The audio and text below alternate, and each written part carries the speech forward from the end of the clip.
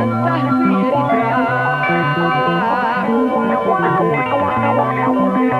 والشجر مكرا كنت مالي تنابرا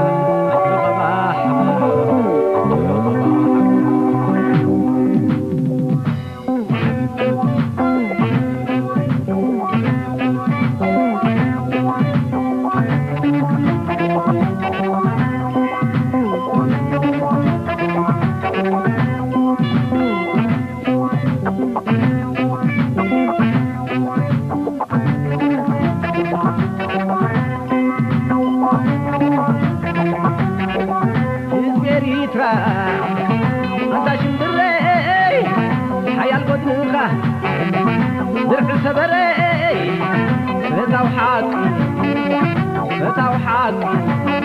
هاي فتاو محري فتاو حاكي هاي فتاو محري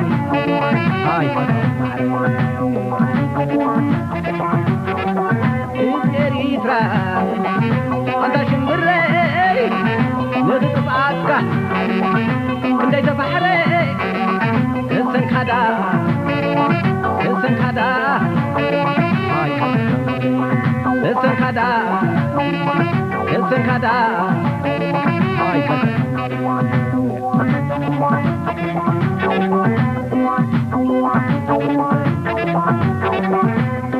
وقولوا قطري لنبر بفقري زبعت بسمري كنت شحادي زلت والدي كنت تريدو تلاهي ودو من كنت هزني عدو زنابي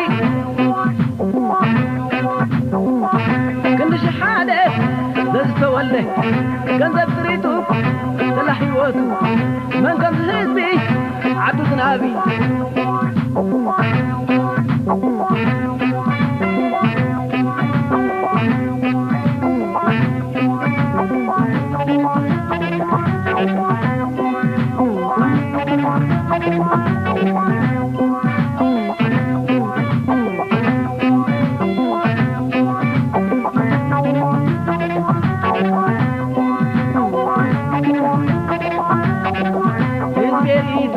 أنت شمبري حيال قدنخا درع سبري فتاو حاكي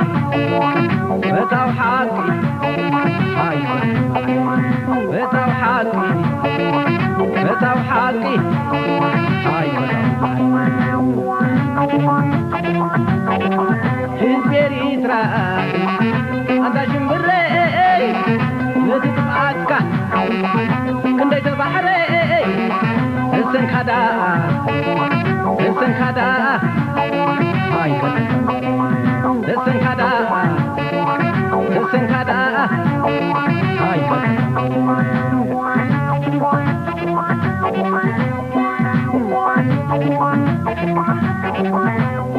بديحكم هيكلات سويتكم حلالات هاي كعالم كدوي بوحد قصري حاجة تعيرو زراي تمتي حاجة تصيرو هزب إريترا نقول حبيرو بوحد قصري حاجة تعيرو زراي تمتي حاجة تصيرو هزب إريترا نقول حبيرو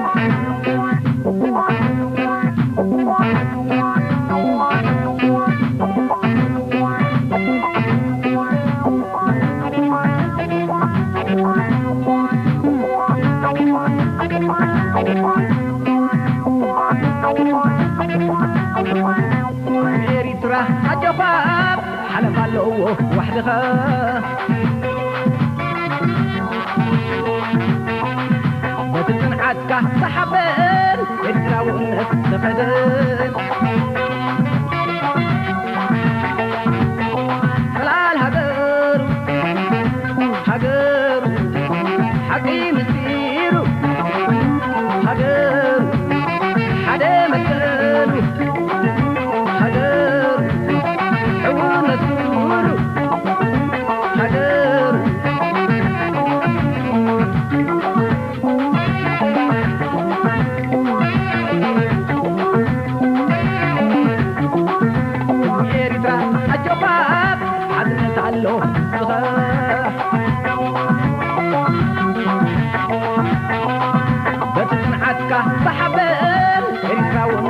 تخدك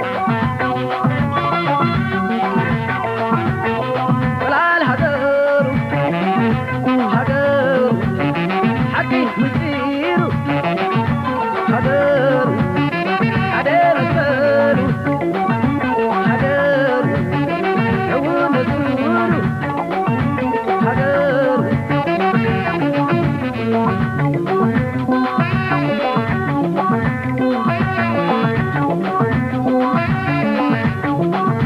إريتريا الجواب على فلو وحدها بدك عسكر صحبان إريتريا تخدم طلال هدر هدر حقي مسير هدر هدر مسير هدر عون السور هدر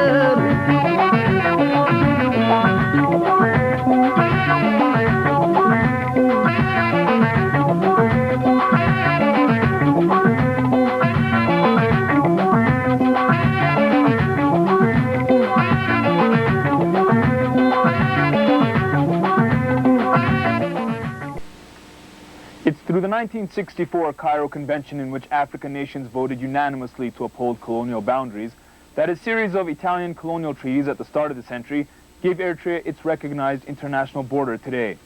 Although the border has never been officially demarcated, close ties between Eritrea and Ethiopia after independence were reason enough to assume a bilateral process would complete that peacefully.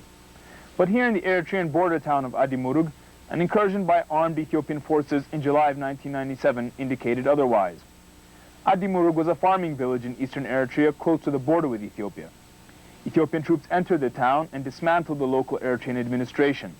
In western Eritrea, in the border town of Badime, Ethiopian forces began to force Eritrean residents out of their homes and villages, pushing them north.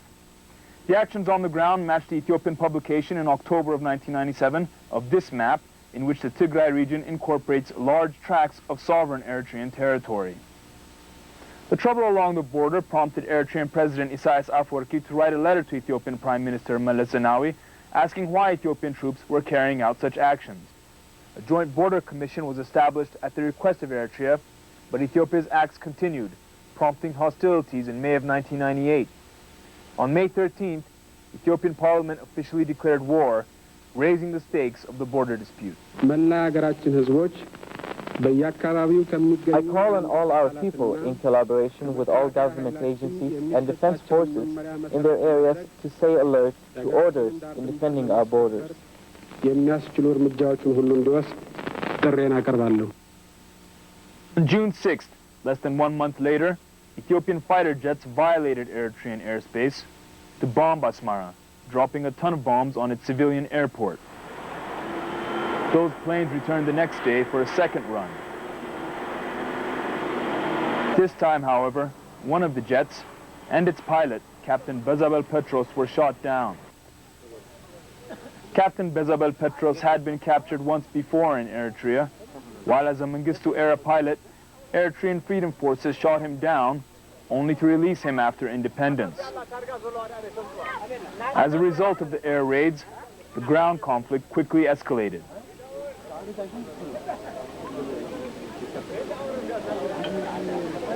From a minor skirmish, it developed into a full-fledged war.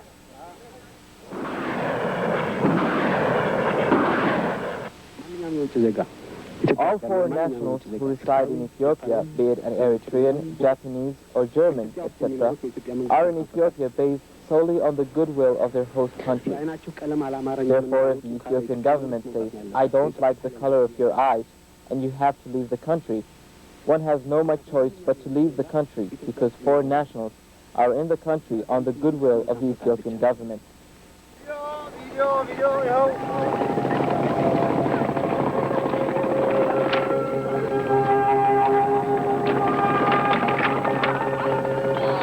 In June of 1998, the Ethiopian government began to systematically arrest, detain, and deport thousands of Eritreans and Ethiopians of Eritrean origin from Ethiopia.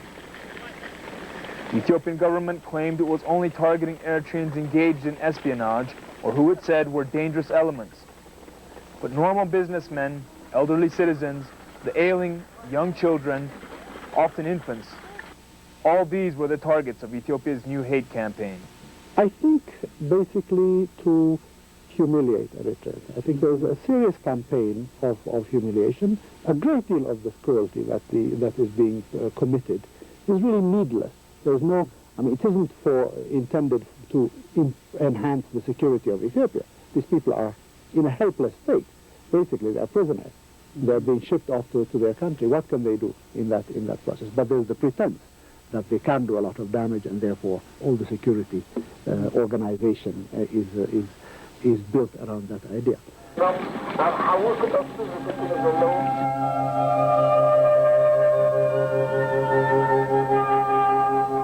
Families were torn apart as thousands and thousands of innocent Eritreans were uprooted and forcibly deported. Arriving usually in groups of around 1,000, the deportees were forced to walk long distances in the dead heat across war zones. But then, one thing that they used to do in the early stages, they haven't done that more recently, was to let the deportees cross over, walk this gangplank with explosives on both sides, as it were, and then to fire from their rear. The intention there is to lead the Eritrean side, our soldiers, into believing that they are being raided and start firing and killing their own people. There is dozens of pieces of evidence that says they're just stopping short of murder. They are perfectly willing to put Eritreans in a situation where they are exposed to danger, to death, but they're not willing to pull the trigger themselves. The most cruel thing that's been done is to children and to families. And that, we have made that the cornerstone of our appeals to international organizations. Why break up families? There's no justification for it. Why take mothers away from infants, parents from their children, husbands from their wives? All that is being done on a huge scale. Though our appeal went out some months ago to UNICEF Ethiopia and UNICEF Eritrea to try and reunify the children and look after them while they are there, stranded in the streets of Addis Ababa. And even more cruel step that is taken with regard to these children is that if the family lived in government-controlled rental property, as soon as the parents are deported, the children are evicted from their homes. So literally these are being thrown out into the streets. The worst part of this deportation is the separation of the families and leaving children without any one member of the family.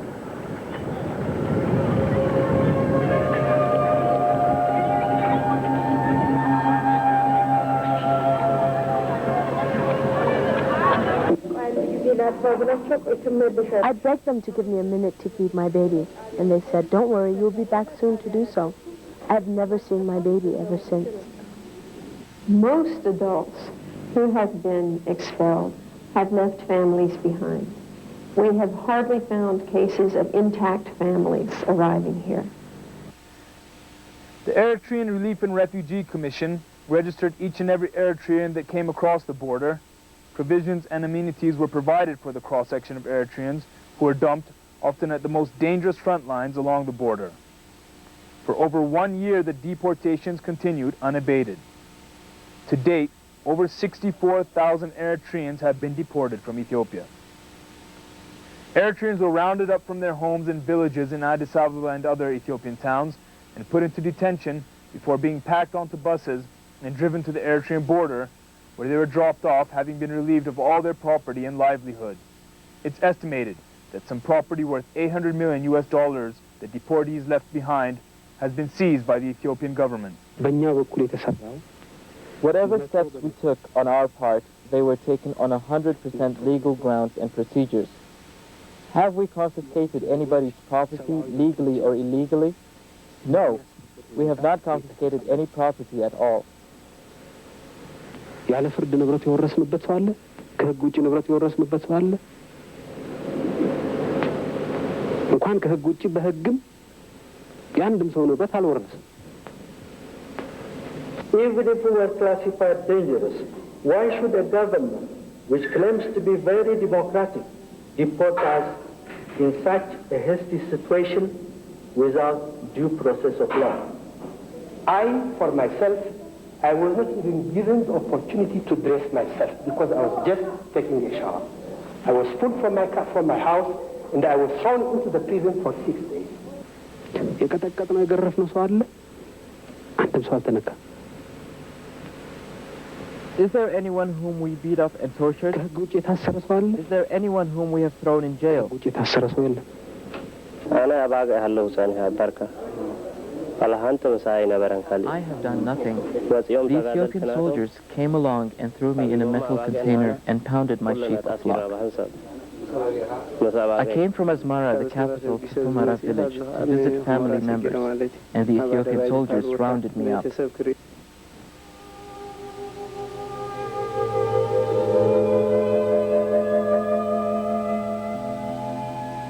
Eritreans brought with them horror stories of treatment they endured in detention before they were deported. Dogop was a young Eritrean living in Addis Ababa who was detained in an Ethiopian prison camp for several months. He lost use of his legs after a prison official gave him an injection.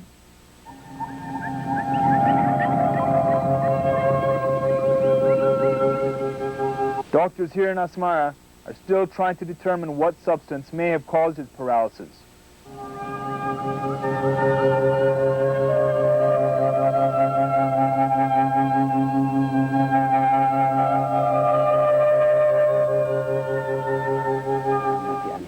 بناتي كم يخرج عن صغير زين أنا خم زرد عني بسمويا تجبري. As far as I'm concerned, this is done by professionals deliberately to injure and harm the subject. The injection was administered on the lumbar vertebrae area.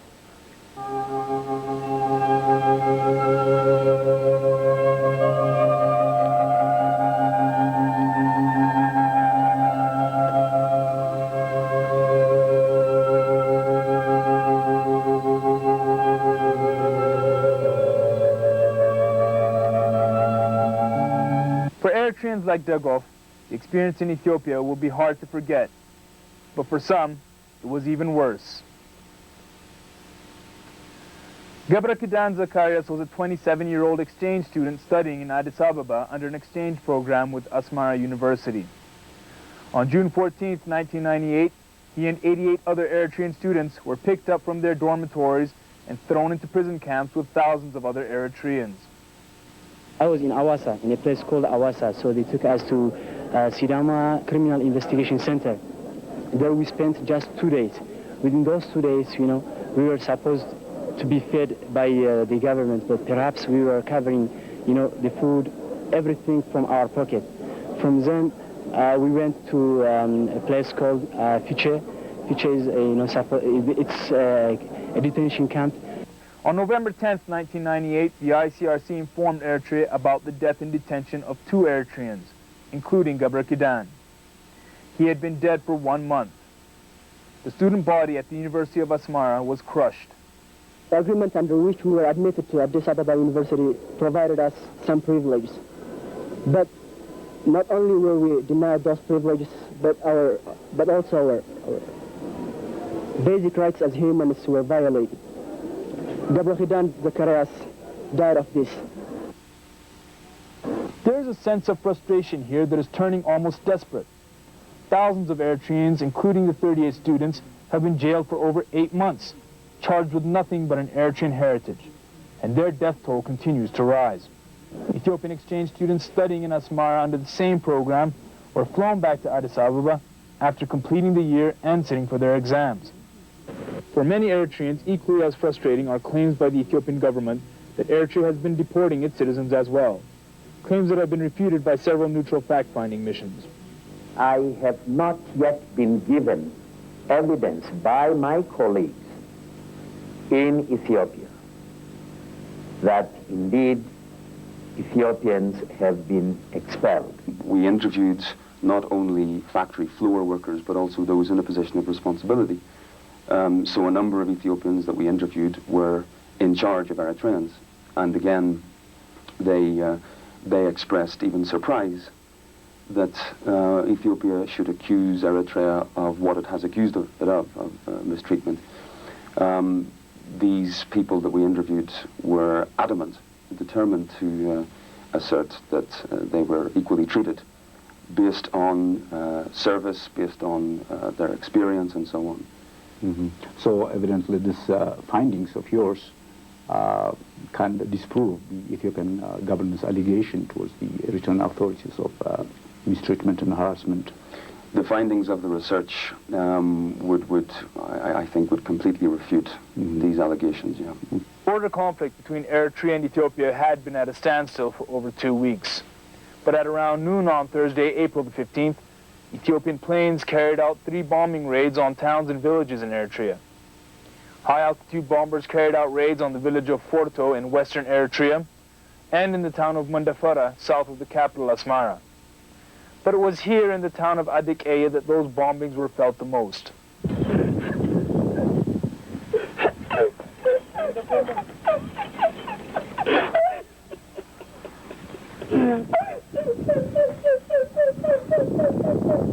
A little after midday, jets flew over the town 30 kilometers from the border with Ethiopia.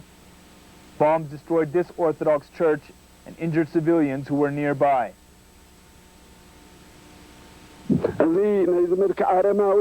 ስራሕ እዚ ዝፈጸሙ ናይ ብሓቂ ናብ ዓለም መንግስታት ይኹንና ምን ሰናና ይኹን ዝግፍ እዚ ንኹንናኦን ኣብ ዓለም ሙሉእ ተሰራ We appeal to the international community and the World Council of Churches to condemn and put pressure on the Ethiopian government to stop this barbaric act of bombing our church and holy shrine. A group of school children were walking home from lunch when the bombs hit. They sustained injuries from the shrapnel. 2 of the students and an elderly man sustained critical injuries. 11 civilians were injured in all.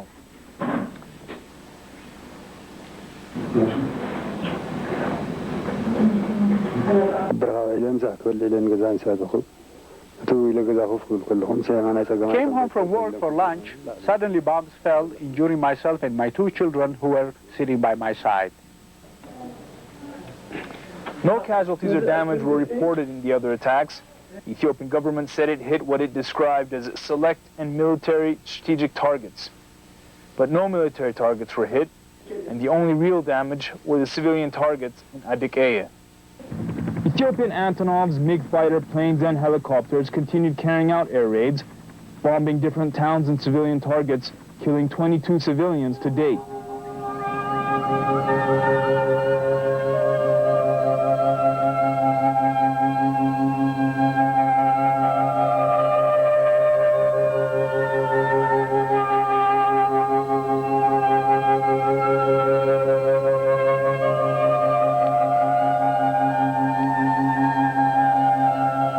February 22nd, 1999, in a statement issued by the U.S. State Department, the U.S. urged the Ethiopian government to uphold the air moratorium immediately and to stop bombing economic targets and the civilian population.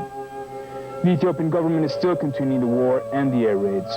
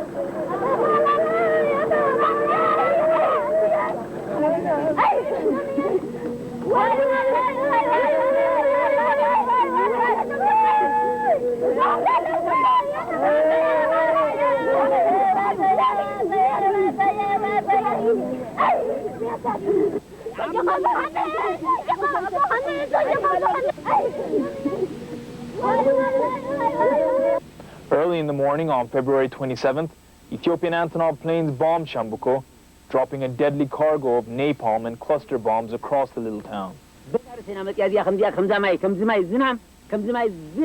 The planes came out of nowhere and showered us with bombs, destroying all our houses. The local marketplace was completely destroyed. A newly built school was also hit, and hundreds of homes and shops were leveled. Their bombed-out shells burned late into the night, testimony to the lethal and banned incendiary which were deployed. Here, town residents discovered the body of a man who was unable to flee his home before explosives razed it, incinerating everything inside.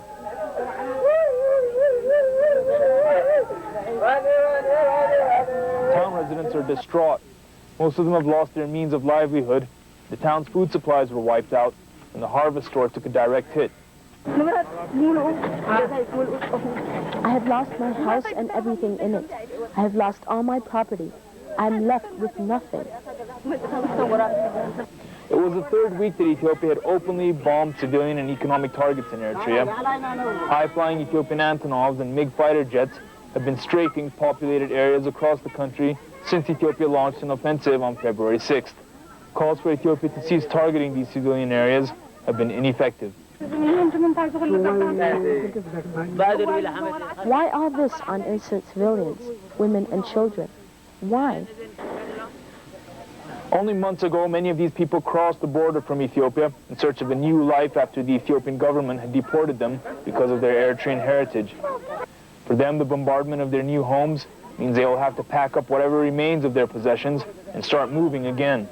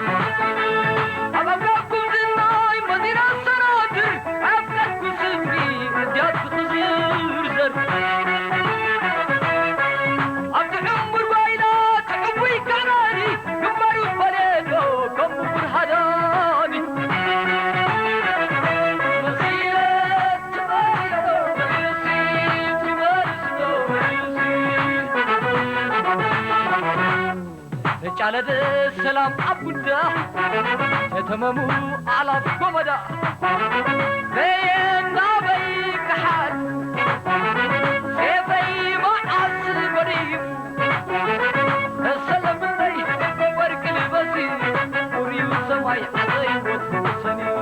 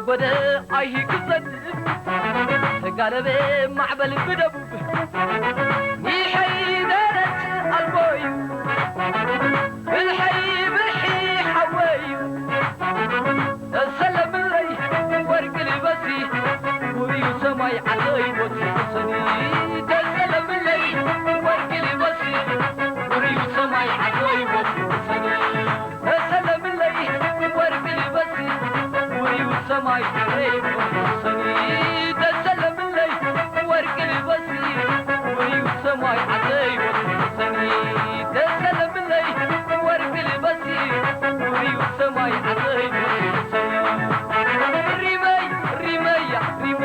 عدي سرمانتي رمي عدي سرمانتي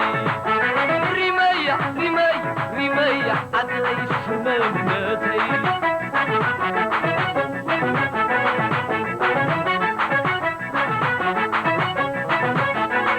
تسلم لي ورق لبسي وري سماي عدي وتصني تسلم لي ورق لبسي سماي عطي وتصنع تسلم لي ورق لبسي وري وسماي عطي وتصني رمي عطي سرمان ماتي رمي عطي سرمان ماتي عطي رمي سرمان ماتي رمي عطي سرمان ماتي رمي